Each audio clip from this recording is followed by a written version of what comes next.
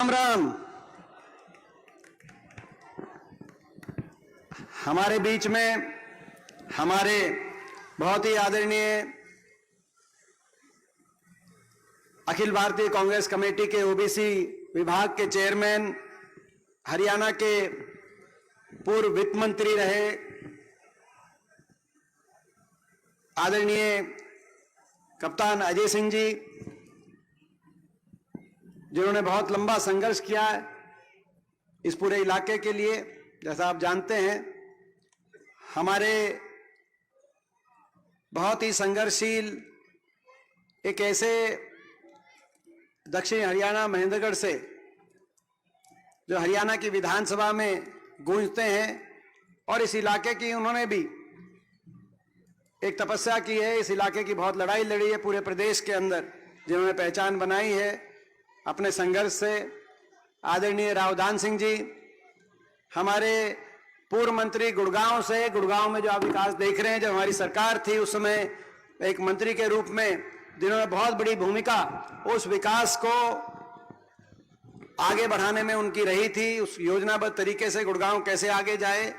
हमारे भाई आदरणीय सुखबीर कटारिया जी, पूर्व मंत्री जो अभी पीछे कांग्रेस पार्टी में, भारतीय जनता पार्टी से को त्याग कर कांग्रेस पार्टी में जो शामिल हुए हैं, हम उनका बहुत बहुत स्वागत करते हैं। एक बार पूर्व मंत्री जगदीश यादव जी, हमारे पूर्व मंत्री एमएल रंगा जी, जगदीश जी को भी बोलना था, एमएल रंगा जी को भी बोलना था, बहुत से साथी यहाँ पे हैं, हमारे भाई वर्धन यादव जी को भी बोलना था, सुधीर जी इनको भी बोलना था, लेकिन बहुत से ऐसे साथी हैं क्योंकि आप लोग बहुत देर से यहाँ बैठे हैं और इनसे जो है चूक नहीं कहूंगा, मगर जोश में धर्मेंद्र और सारे साथियों ने एक बहुत बड़ा, जब हम आए पहुंचे, यहाँ पहुंच तो गए थे 12:30, लेकिन इन्होंने पूरे फारूक नगर में, पूरी जो है मार्केट में, पूरी मंडी में, पूरे बाजार में मेरे ख्याल 1.5 घंटे तक हमें एक बड़े जुलूस के रूप में बड़ा स्वागत किया सारे नौजवान साथियों ने। तो उस वजह से बहुत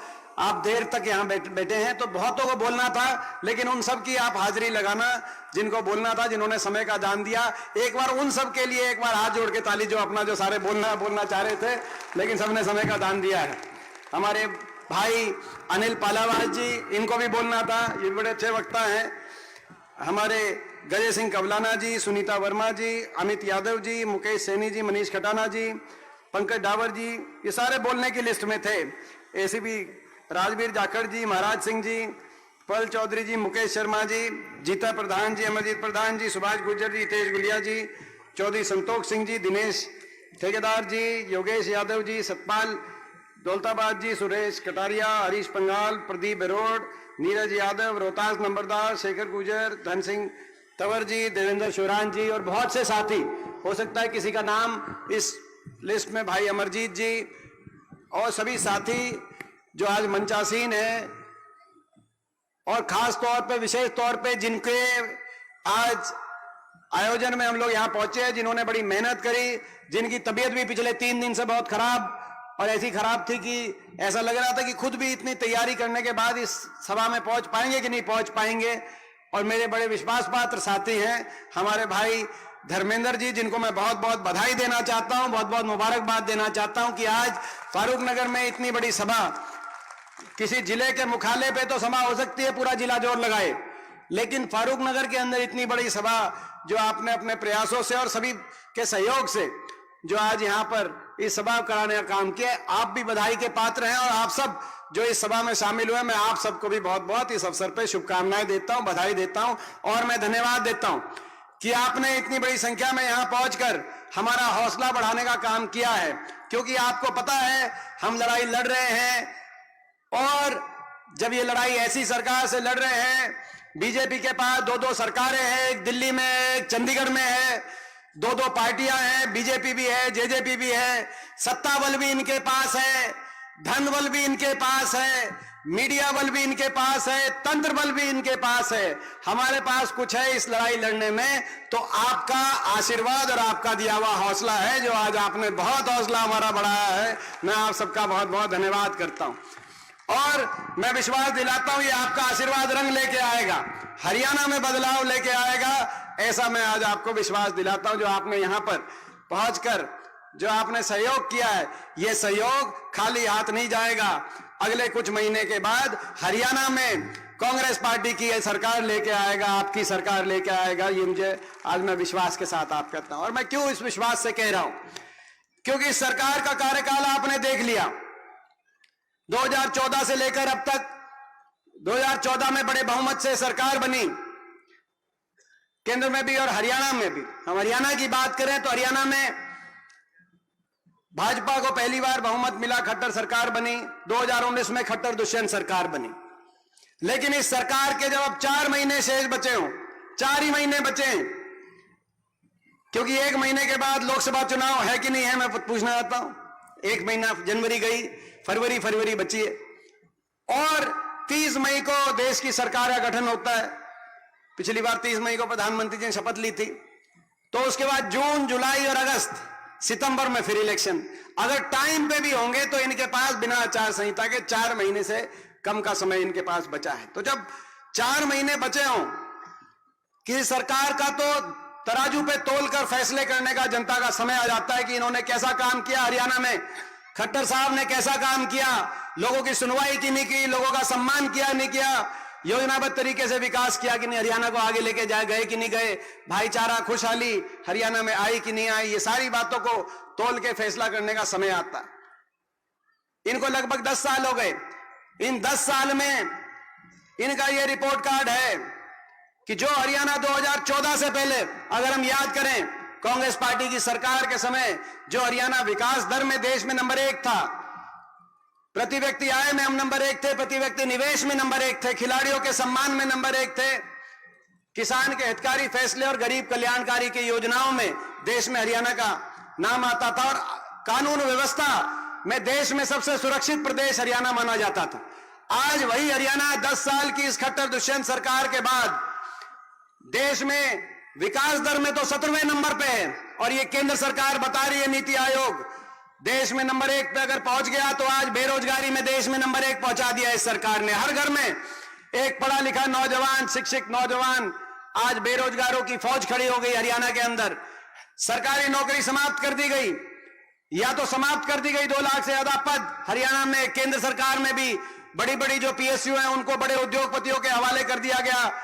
एयरपोर्ट, पोर्ट, रेलवे, हर जो पीएसयू जो बने 75 साल में, वो एक बड़े उद्योगपति समूह के हवाले कर दिया गया। तो सरकारी नौकरी ना तो केंद्र सरकार में, ना रेलवे की भर्ती निकलती, ना फौज में जो पक्की भर्ती हर साल 5,500 पक्की भर्ती होती थी हरियाणा से, देश की आजादी से लेकर 2019 तक। आज वहां 5,500 के बजाय पिछले साल अग्निवीर लिए गए, केवल 914 अग्निवीर लिए गए हरियाणा से 2 साल के गैप के बाद। जिन 914 में से आपको पता है मात्र 210 पक्के किए जाएंगे, बाकी बिना पेंशन के अगले साल घर लौट जाएंगे। ऐसी स्थिति बना दी। आज प्रदेश के अंदर सबसे ज्यादा बेरोजगारी, क्योंकि नौकरी समाप्त कर दी सरकारी नौकरी। प्राइवेट के अंदर उतना निवेश हुआ नहीं जिस रफ्तार से निवेश होना चाहिए था, ना प्राइवेट में ना सरकारी में। और फिर भी सरकारी जो नौकरी निकलती है 5 साल तक कोई सरकारी नौकरी जो निकली, या तो भर्ती घोटालों की भेंट चढ़ गई। एचपीएससी के दफ्तरों में मुख्यमंत्री के जो लगाए हुए सचिव, उनके पास 1.5-2 करोड़ रुपए की बरामदगी हुई। या लिस्ट अगर फिर भी आ गई 30 भर्ती घोटालों, 30 पेपर लीक घोटालों के बावजूद कोई लिस्ट निकल गई, तो हरियाणा से ज्यादा हरियाणा के बाहर के बच्चों का उसमें अवसर मिला। हरियाणा के बच्चों को ना बाहर के किसी प्रदेश में अवसर मिल रहा, और हरियाणा में लिस्ट निकल रही है। एसडीओ की लिस्ट आई, 80 में से 78 बच्चे बाहर के, 2 हरियाणा के मात्र। एसडीओ इलेक्ट्रिकल की 2021 में लिस्ट आई, 99 में से 77 बाहर के, 22 हरियाणा के। इस साल असिस्टेंट प्रोफेसर की लिस्ट आई, 156 में से 53 बच्चे हरियाणा के, 103 बाहर के। अभी बीडीओ की लिस्ट आई, ब्लॉक डेवलपमेंट पंचायत अफसर, पंचायत में काम करना है, 7 में से 5 बाहर के। कोई कहीं से कोई कहीं से। हरियाणा के बच्चे पंचायत अफसर यूपीएससी में नंबर 1 आएंगे, लेकिन हरियाणा की लिस्ट में हरियाणा का नंबर नहीं। आखिरी साल ग्रुप सीडी निकालते हैं चुनाव से कुछ महीने पहले, नहीं तो सीटी के इम्तिहान लेते हैं, लेकिन कोई रोजगार देने का काम नहीं करते। बेरोजगारी में देश में नंबर 1 हरियाणा बन गया। जो हरियाणा पहचान बदल दी खट्टर साहब ने हरियाणा की। जो हरियाणा दूध दही का खाना था, हरियाणा खेल खिलाड़ियों का हरियाणा था, आज नशे में देश में नंबर 1 बन गया, बेरोजगारी में देश में नंबर 1 बन गया। ऐसी स्थिति आज इस सरकार के अंदर, हरियाणा प्रदेश को विकास की पटरी से उतार दिया। बेरोजगारी में नंबर 1, महंगाई में नंबर 1, सबसे महंगा डीजल पेट्रोल, क्योंकि वैट सबसे ज्यादा लग गया हरियाणा में, सबसे महंगा डीजल पेट्रोल रसोई गैस का सिलेंडर। खट्टर साहब मैं पूछना चाहता हूं हरियाणा में क्यों है? और सबसे महंगा बिजली का बिल हरियाणा में क्यों है? एक एक घर में हजारों का बिजली का बिल आ रहा है कि नहीं आ रहा? मैं आपसे पूछना चाहता हूं। बिजली का बिल आ रहा है एक एक घर में। सबसे महंगी बिजली हरियाणा के अंदर अदानी जैसे समूह से समझौता बदल दिया। हमारी सरकार के समय जो समझौते पे जिस रेट पे बिजली मिलनी थी, उसकी बजाय महंगी रेट पे उसको समझौते का बदल के खुले में भ्रष्टाचार को अंजाम देने का काम इस सरकार ने कि कहां किया आपके। और जब हमारी सरकार थी, आपको याद होगा, हरियाणा में बिजली की पूर्ति के लिए 4 बड़े बिजली के थर्मल के कारखाने हरियाणा में स्थापित किए गए थे बिजली की, ताकि पूरी पूर्ति और सस्ते में बिजली मिले। आज वही पिछले 10 साल में बताइए सरकार, क्या बिजली की उपभोक्ताओं में वृद्धि नहीं हुई या बिजली की कोई जरूरत बढ़ी नहीं? जब जनसंख्या बढ़ रही है, लोगों के जीवन स्तर को में उछाल आ रहा है, तो बिजली भी ज्यादा, लेकिन एक भी कोई बिजली का पैदा करने का कारखाना स्थापित नहीं किया गया हरियाणा में, बल्कि अदानी जैसे समूहों से महंगी बिजली लेकर आज देश में सबसे महंगी बिजली, सबसे ज्यादा बेरोजगारी, सबसे ज्यादा आज महंगाई। मगर दुख की बात यह है कि सबसे ज्यादा भ्रष्टाचार भी इसी सरकार में, सबसे ज्यादा भ्रष्टाचार। क्योंकि आपको याद होगा, यह सरकार दोबारा नहीं बननी थी। पिछली 2019 में हरियाणा प्रदेश में जब केंद्र का नतीजा आया, तो लोकसभा का नतीजा देखकर बीजेपी ने नारा दे दिया खट्टर साहब ने कि अब की बात हरियाणा में जाएगी बीजेपी 75 पार। आपको याद होगा 75 पार का नारा दिया था कि नहीं दिया था? मगर उस नारे को लोगों ने अस्वीकार किया। लोग उस सरकार से दुखी थे, पिछली सरकार खट्टर सरकार से भी दुखी थे। इनके 14 मंत्री मैदान में आए, 14 में से 12 मंत्रियों को वापस विधानसभा लोगों ने नहीं भेजा, केवल 2 ही मंत्री पहुंचे। बादली से इनके मंत्री थे, धनखड़ साहब, रोहतक से इनके मंत्री थे, जहां धर्म सिंह जी बैठे हैं, जो है वहां से भी, महेंद्रगढ़ से भी इनके कैबिनेट के मंत्री थे। आपको याद होगा पूरे प्रदेश में लोगों ने, जहां से इनका कोई मंत्री, 2 ही चीजें होती हैं, सरकार या पार्टी। पार्टी के अध्यक्ष थे सुभाष बराला, उनकी तो जमानत भी नहीं बची 2019 में, और 14 में से 12 मंत्री हार गए। 75 पार की नारे की हवा निकल गई, 40 पे सुई अटक गई, सरकार नहीं बनी। मगर इस बीच में एक और पार्टी आई, दुष्यंत चौटाला, जेजेपी पार्टी, जिसने नारा दिया बीजेपी को करो जमुना पार। दिया था कि नहीं दिया था? मैं पूछना चाहता हूं आपसे। एक कहता था 75 पार, दूसरा कहता था जमुना पार। इलेक्शन का नतीजा आते ही दोनों बन गए जमा पक्के यार, दोनों बन गए पक्के यार। लोगों के आंख में धूल झोंक के ऐसी स्थिति बनी हरियाणा के अंदर, दोनों बन गए और हरियाणा बना दी भ्रष्ट सरकार। लोगों को कह दिया 5100 बुढ़ापा पेंशन पे समझौता कर रहे हैं। मैं पूछना चाहता हूं 5 साल के बाद, अब 4 महीने बचे हैं, वो 5100 पेंशन आई या नहीं आई? मैं आपसे पूछना चाहता हूं। ये धोखा है, लोगों के साथ विश्वासघात है। कहा था कि 5100 बुढ़ापा पेंशन पे समझौता कर रहे हैं, कहा था कि हरियाणा के बच्चों को फैक्ट्रियों में रिजर्वेशन पे धोखा कर रहे हैं, मगर ना वो लागू हुआ, ना 5100 पेंशन आज आई। अगर जो है आई तो भ्रष्टाचारी सरकार आई। समझौता 5100 की पेंशन का नहीं था, समझौता हरियाणा को लूटने का था।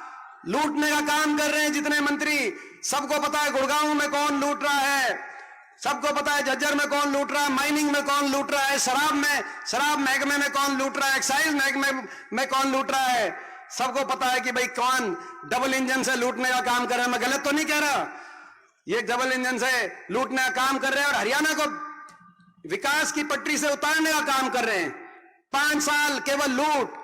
मैं पूछना चाहता हूं, जो हमारी सरकार थी, हरियाणा प्रदेश में 250 किलोमीटर की रेल की लाइन बिछी थी, आपके समय 1 भी इंच रेल की लाइन क्यों नहीं पूछी? मैं पूछना चाहते हैं हम, जब हमारी सरकार थी तो हरियाणा में 81 किलोमीटर मेट्रो का विस्तार हरियाणा में हुआ था। गुड़गांव, फरीदाबाद, बहादुरगढ़, बल्लभगढ़ मेट्रो से जुड़े थे। मैं खट्टर साहब से पूछना चाहता हूं, पिछले 10 साल में 81 किलोमीटर नहीं तो 1 खंबा तो मेट्रो बन सकता था, 1 भी खंबा मेट्रो आगे क्यों नहीं बढ़ा? हम पूछना चाहते हैं, जब हमारी सरकार थी तो दक्षिण हरियाणा में पूरे प्रदेश में 12 विश्वविद्यालय, 12 यूनिवर्सिटी बनी, जिसमें चाहे रेवाड़ी में मीरपुर यूनिवर्सिटी हो, चाहे महेंद्रगढ़ के अंदर सेंट्रल यूनिवर्सिटी हो, चाहे गुड़गांव के अंदर इंडियन नेशनल डिफेंस यूनिवर्सिटी। मैं पूछना चाहता हूं, आपके समय एक भी नहीं यूनिवर्सिटी हरियाणा प्रदेश में क्यों नहीं बनी? हम पूछना चाहते हैं, जब हमारी सरकार थी 4 बिजली के थर्मल कारखाने हरियाणा की बिजली आपूर्ति के लिए बने। मैं पूछना चाहता हूं, आपके समय एक भी कोई बिजली का कारखाना क्यों नहीं बना? विकास का कोई एक काम, मेट्रो का कोई एक खंबा, कोई एक यूनिवर्सिटी, कोई एक बड़ा औद्योगिक क्षेत्र, आप बताओ किसी गांव में, शहर में? मैं फारूक नगर वाले से पूछना चाहता हूं, जब हमारी सरकार थी तो एक तरफ का ये पूरी रोड झज्जर से फारूक नगर होके गुड़गांव वाली रोड, एक तरफ का बाईपास मंजूर करा के हम गए थे और इस पे सड़क बनवा के गए थे। मैं पूछना चाहता हूं आपसे कि इस सरकार में एक तरफ का बाईपास हमने बनवा दिया था तो 10 साल में दूसरी तरफ का भी बाईपास बनाकर सर्कल रोड बनवानी चाहिए थी कि नहीं चाहिए थी? मैं पूछना चाहता हूं। मगर चिंता मत करो, 4 महीने की बात है, पिछली तो एक तरफ का बनवा गए थे, फारूक नगर का सरकार आते ही दूसरी तरफ का भी बाईपास बनवा के सर्कल बनवाने का काम हम करेंगे। हम पूछना चाहते, विकास की पटरी से उतार दिया, केवल भ्रष्टाचार, हरियाणा को लूटने में लगे एक के बाद एक घोटाले। शराब घोटाला तो कोरोना के टाइम भी आया, नाम कुछ दे रहे थे मगर असली बात थी कि घर घर शराब पहुंचाएंगे। चुकड़ा कोरोना के टाइम आपको याद होगा कितना बड़ा घोटाला आपके सामने आया। नाम अभी कह रहे थे कप्तान साहब कि भाई जो है भगवान राम की बात कर रहे थे। ये कप्तान साहब मैं बताऊं, ये लेते हैं, ये बोलते हैं जय श्री राम, लेकिन बोले जय श्री राम मगर करेंगे हम जनता को लूटने का काम।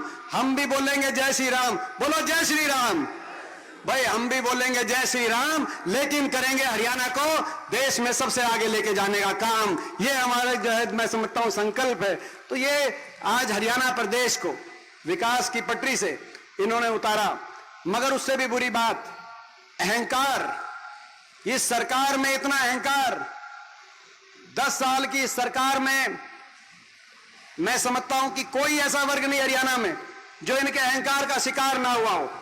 कर्मचारी ओल्ड पेंशन स्कीम मांगने गए, उन पे लाठीचार्ज। सरपंच अपने हकों के लिए गए, उन पे लाठीचार्ज। किसानों ने 3 कानूनों के विरोध किया तो 750 किसानों को अपनी जान गंवानी पड़ी, उनका तिरस्कार। हमारी बेटियां, हमारी पहलवान बेटियों ने अपनी मान सम्मान और इज्जत की बात करी। ये वो देश है जहां दुश्मन की बहन बेटी की इज्जत को भी अपनी बेटी की इज्जत समान माना जाता है। ये वो देश है जहां महाभारत का युद्ध हुआ, जो अपनी बहन बेटी की इज्जत की बात आई तो महाभारत का युद्ध हुआ इस देश में। ये धर्म का देश है, न्याय का देश है। इस देश में जो हमारी बहन बेटियों ने अपनी जो है न्याय की मांग करी तो उनको दिल्ली की सड़कों पर घसीटने का काम किया। ये अहंकार नहीं तो और क्या है? 10 साल से मुख्यमंत्री जी कहीं गए नहीं, किसी गांव में, किसी क्षेत्र के अंदर। चंडीगढ़ से सरकार चलाई, जो कोई बोलता है उसी के।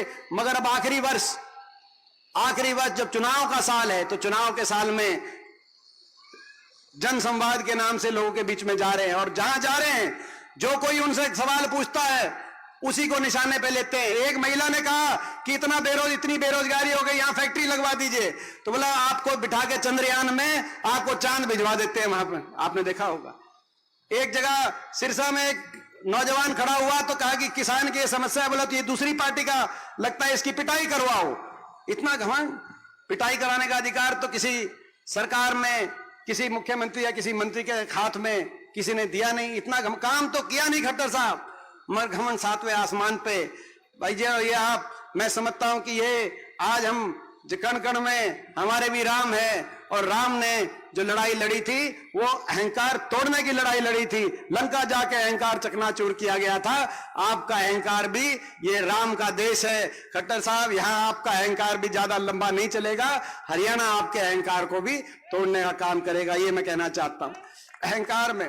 मगर हमारा संकल्प है, पिछली बार तो फर्क रह गया था 3900 वोटों का कांग्रेस में और बीजेपी में। 3900 वोट अगर कांग्रेस की ज्यादा आती तो हमारी 36 सीट आती हरियाणा में, बीजेपी 35 पे रह आती।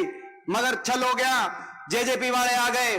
पहले तो मैं चुनौती देता हूं जेजेपी वालों को, आपकी 10 सीट आई थी, आप जोर लगाने में हरियाणा प्रदेश में अपने उम्मीदवार जहां खड़े हैं आप कर लेना, आप मान लेना। ये मैं चुनौती दे रहा हूं आपको, जेजेपी को, दुष्यंत चौटाला को। आप 1 सीट से हरियाणा में जमानत नहीं बचा पाओगे, ये मैं आज चुनौती दे रहा हूं। आपने विश्वासघात किया लोगों के साथ, आपने जमुना पार का नारा देकर बीजेपी को समर्थन दिया, आपने 5100 की पेंशन देकर बूढ़े बुजुर्गों के साथ धोखा दिया। आपके विश्वासघात का बदला लेंगे, वोट की चोट से लेंगे, जमानत नहीं बचेगी। और मैं चुनौती देना चाहता हूं, हरियाणा में भी सरकार आपके आशीर्वाद से बनेगी। 4 महीने के बाद हरियाणा में सरकार आपके आशीर्वाद से बनेगी और आते ही हरियाणा को हम संकल्प, आज ये जो प्रोग्राम है घर घर कांग्रेस, इस प्रोग्राम के माध्यम से लोगों के बीच में हम अपने संकल्प लेके जा रहे हैं। हरियाणा को दोबारा से विकास खुशहाली के मामले में हरियाणा में देश में सबसे आगे जाए, हरियाणा ऐसा विकसित हरियाणा बने, हरियाणा के हर नौजवान को हरियाणा में हम एक स्वर्णिम भविष्य दे पाए। और हम संकल्प लेते हैं, हमारे संकल्प आपके बीच में मैं जरूर बताना चाहता हूं ताकि आप उन संकल्पों को लेकर एक एक जगह आप पहुंचे। पहला संकल्प है, बड़े बुजुर्गों के साथ विश्वासघात का बदला लेंगे। हरियाणा में कांग्रेस पार्टी की सरकार बनते ही पहली कलम से 6000 बुढ़ापा पेंशन देने का काम करेंगे 4 महीने के बाद, और एक घर में 6000 2 पेंशन आएंगी। तो मेरे काका काकी से मैं कहना चाहता हूं, मैं ताऊ ताई बैठे हैं यहां पर, आपकी पेंशन आएगी, 2 पेंशन आएगी तो एक तनख्वाही आ जाएगी, ये आप मान के चलना, 4 महीने की बात है। और हम संकल्प लेते हैं, ये जो कर्मचारियों को जो लाठीचार्ज हुई, अभी हमारे ओल्ड पेंशन स्कीम की संघर्ष समिति के बहाली वाले भी आए हुए थे, मेरे को बता रहे थे कि जो राजस्थान में कर्मचारियों को ओल्ड पेंशन स्कीम दी थी कांग्रेस ने, बीजेपी ने कहा था कि कांग्रेस की दी हुई सारी स्कीम किसी को बंद नहीं करेंगे, लेकिन आते ही ओल्ड पेंशन स्कीम बंद कर दी। राजस्थान के कर्मचारी आज दोबारा से जयपुर में संघर्ष कर रहे हैं कि बंद कर दी, बंद कर दी। मैं कर्मचारियों कहना चाहता हूं, हरियाणा में खट्टर सरकार जाएगी, हुड्डा साहब के नेतृत्व में कांग्रेस की सरकार आएगी और सरकार आपकी ओल्ड पेंशन स्कीम बहाल करने का काम करेगी। आते ही हम कर्मचारियों को कहना चाहते हैं, हम कहना चाहते हैं, आज आपने भ्रष्टाचार करके देश में सबसे ज्यादा महंगी बिजली, जब हिमाचल में कांग्रेस पार्टी की सरकार 300 यूनिट फ्री बिजली दे सकती है, कर्नाटक में हमारी कांग्रेस पार्टी की सरकार 200 यूनिट बिजली फ्री दे सकती है, हरियाणा में आपने अदानी समूह से समझौता करके देश में सबसे ज्यादा महंगी, आज गरीब की कमर तोड़ने का आप काम कर रहे हैं। आपकी ये भ्रष्टाचारी सरकार जाएगी और कांग्रेस की सरकार आते ही हरियाणा के हर बिजली उपभोक्ता को महंगाई में राहत 300 यूनिट फ्री बिजली दिलवाने का काम करेंगे। हम आज कहना चाहते हैं, ताकि हर घर में, ताकि ये जो इन्होंने जो लूट मचाई है उससे राहत मिले। हम संकल्प लेते हैं, हमारे 100-100 गज की प्लॉट की स्कीम, गरीब को 100-100 गज के प्लॉट, हमारे सरकार में 4 लाख परिवारों को 100-100 गज के प्लॉट मिले थे, लेकिन इन्होंने स्कीम भी बंद कर दी।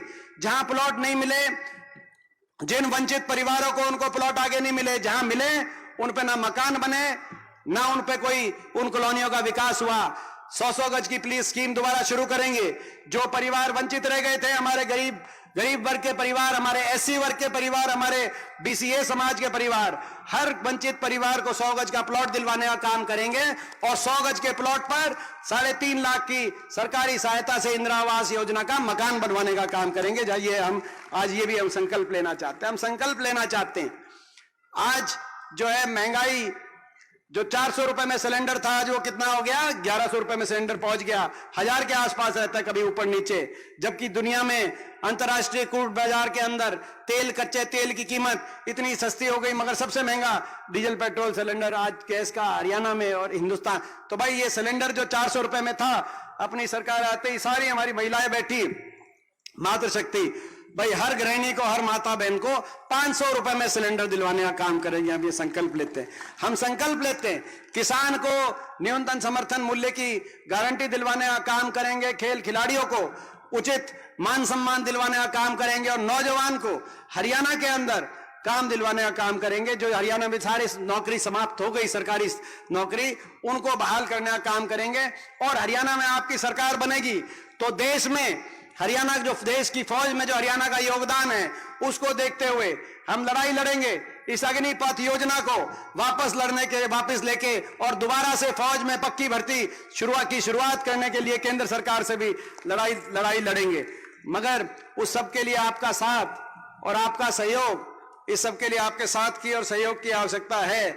मैं आपसे पूछना चाहता हूं कि भाई इसमें आपका साथ और सहयोग, पूरा आशीर्वाद एक बार मिलेगा तो एक बार हाथ खड़ा करके बताओ भाई, साथ और सहयोग। जहां तक फारूक नगर की बात, ये मैं समझता हूं कि ये इलाका, ये विकास से, आपको याद होगा जब ये MET यहां पर, जब हमारी सरकार बनी ये एमएटी की बात हो, बाड़सा के अंदर एम्स कॉम्प्लेक्स की बात हो, पूरा इसको इस कॉरिडोर को विकसित करने के लिए एक योजनाबद्ध तरीके से हम आगे बढ़े थे।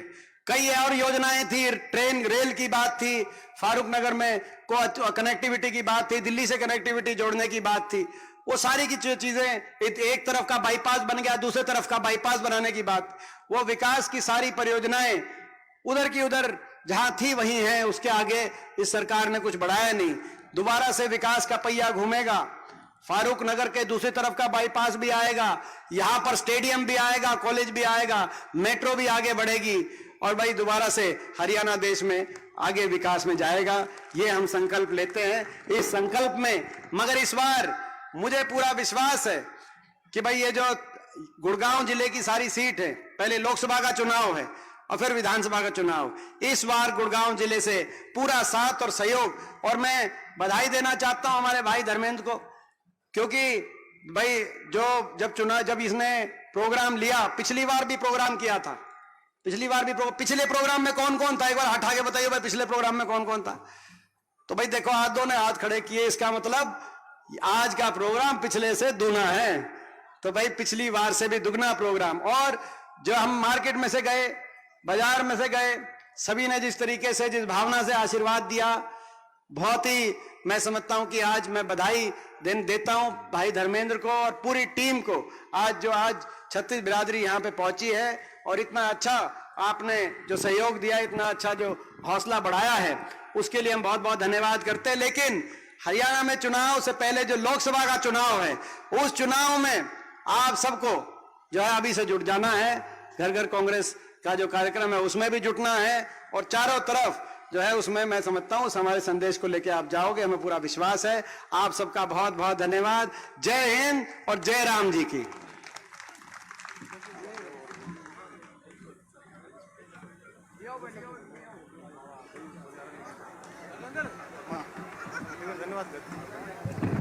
आज सभा में आए हुए हैं जितने भी हमारे साथी बुजुर्ग माता और बहनें जो भी आए, उनका सबका बहुत बहुत धन्यवाद। भाई सभी प्रसाद और भोजन लेकर जाएं, पूरी व्यवस्था है, बिना प्रसाद लिए कोई ना जाए। छत्तीस बिरादरी रहकर दिया लख जगाई रे, मजदूर किसान के हक खातिर जो लड़ाई रे, दिकंदर भाई रे, दिकंदर भाई रे, दिकंदर भाई रे, दिकंदर भाई रे, युवाओं के मत की बात मैंने सुनाई रे, दिकंदर भाई रे।